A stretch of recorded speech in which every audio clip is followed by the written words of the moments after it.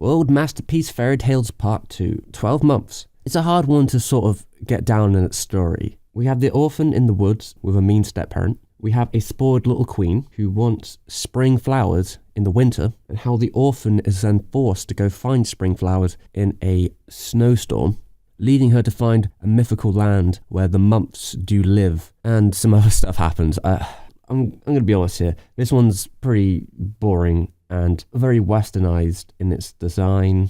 It feels like it was made for VHS, for children in the West. There's sequences towards the end as well, which just go on way too long, where the seasons keep changing and all the characters are stuck in the sort of loop. And ultimately, while I had high hopes at the beginning, we spend a lot of time with unlikable characters throughout the film, and yeah, it's just not good. It's not good.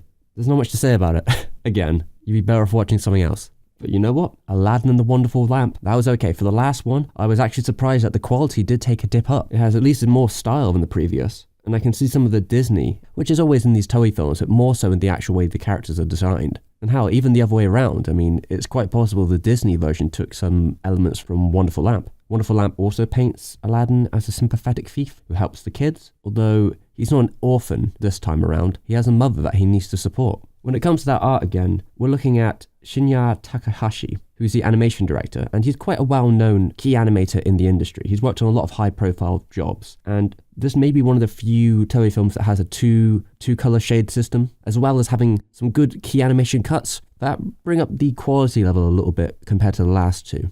So after the princess runs away and she finds Aladdin, Aladdin's mother then requests to the Sultan that he can marry her. That ends in a contest. Aladdin gets what he wants, but then the evil wizard from earlier on the film finds out about it, somehow gets his hands on the lamp, and it ends in a conflict in his own castle. It's a smaller film with less of the spectacle than the Disney version, focusing more on the personal development of Aladdin. The genie has less personality, he's more of a cipher, and because of its shorter length, there's less they can really do with that time, less character growth. And while it's an alright experience, I can't see it converting any hardcore fans of the Disney Aladdin series.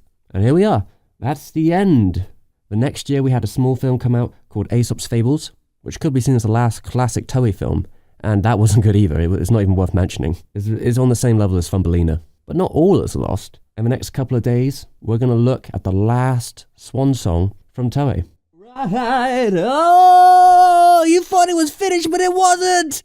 Hey, I forgot a film. Whoops. Swan Lake. The swans look graceful, I guess, but it's dry. It's so dry. It's the longest of these 5 Toei films, and I don't get why it needs to be the longest. The overt story and dialogue really put a tamper on the whole thing. It could have easily been a story with no dialogue, cut down to like half an hour, and just told the story in a more eloquent way with better visuals. So it's boring. That's what I'm saying. It's boring. I tuned out like 45 minutes in. There's got to be better versions of Swan Lake. It's so popular. There has to be better versions than just this one. So yeah, I'll add that in at the end, and this is now the real ending, the real title card ending. Tomorrow's Captain Harlock, and that might have been a mistake as well.